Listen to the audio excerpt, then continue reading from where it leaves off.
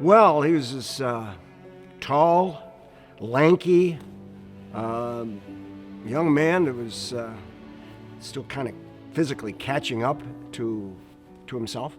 Fun kid to be with, but when you say freshman year, he's just one of the guys.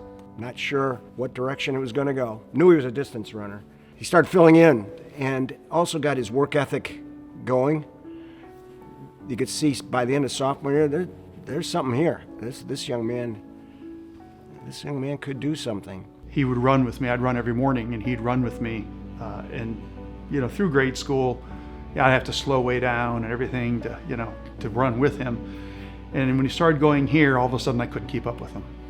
And so that was pretty much when he started to blossom. As any kid, when they're that age, they're going to blow the dad away. There's several characteristics of a great runner. Number one, you got to have good top end sprinter speed, be able to kick when you need to. Two, you got to like hard training, intervals, hills, distance, whatever it takes. Three, you got to be durable. And the fourth one, and probably most important, you got to love to compete. You got to love to race. You got to love the competition. Pat had all of those. And then some, or as the boxers would say, you've got to be training with the moon. And so 3, maybe 4 days a week throughout the winter, Pat is up at 5 in the morning, getting in a workout, getting to school doing his classes, and then getting back out for a second workout. That's the mark of a champion. For somebody that didn't necessarily set foot on campus is like, hey, this kid's a phenom, this kid's the next great runner. The talent was always there, but he put in the work to build himself into that, to develop, to really make the commitment. And by his senior year, he was one of the greatest runners in the history of the school. I mean, he was one of the best milers in the state, he was one of the best 800 runners in the state, and he could do it on the same day. And that's something that nobody else really did. The impact that he had on a track and field team, I think there's very few people at St. Ignatius that have ever had that individual impact, but also just the impact on bringing other people up and lifting other people up around him. So the 1600 meter takes place, and coming down the straightaway, here's the number one kid in the nation, and there's a guy lined up right next to him running down the straightaway. The place is just going wild because no one expected this, and they both expended everything. But meanwhile, 45 minutes later, both of them were going to line up in the 800. And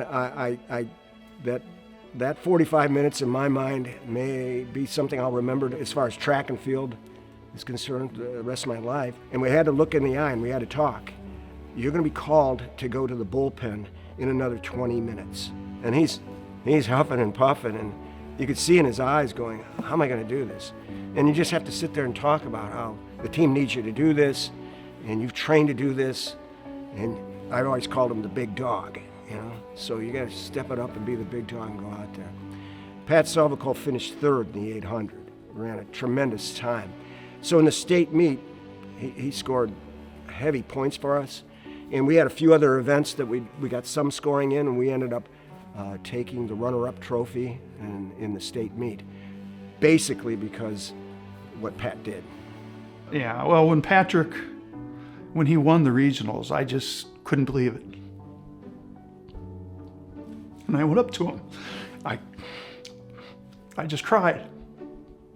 And he knew what I was doing.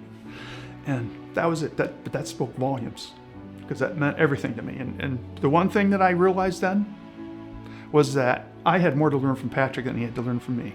Pat made my life and all the coaches' lives easier because he just had those innate characteristics where he was not going to let anything bad happen to his younger runners. And I remember watching him do the interval training where he would start from behind and catch up and encourage somebody, drop back, encourage somebody, always thinking about somebody else.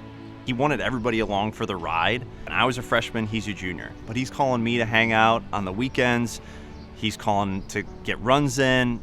Me, Kenny Sullivan, everybody who was a part of the team, he wanted them there as well. And that's, I think, the coolest thing about him is that it was never about Pat. It was about that, yeah, he's doing well, but everybody's doing well because of it. Especially in track season, Pat won more of those matchups than either of the rest of us. But again, it was always about lifting each other up and competing against other teams at the end of the day and being the best St. Ignatius team that we could be. We would always do a prayer right before a race. It would be, maybe the Our Father, the Hail Mary, and going into, 2004, my senior cross country season, we'd always decided, we'll do the prayer for generosity. And there's a part in there that says to give and not to count the cost, to fight not to heed the wounds, to toil not to seek for rest, to labor not to ask for reward. You're putting in all this work. You don't know if you're going to perform, but you're doing it anyway. That's something I carried with me, that even through every race I had in college, that I would say that prayer to myself at the starting line. Just a great way to live, and with your faith, with everything you do. And I was very grateful to have great teachers and great coaches and great teammates, and we've had a lot of fun along the way.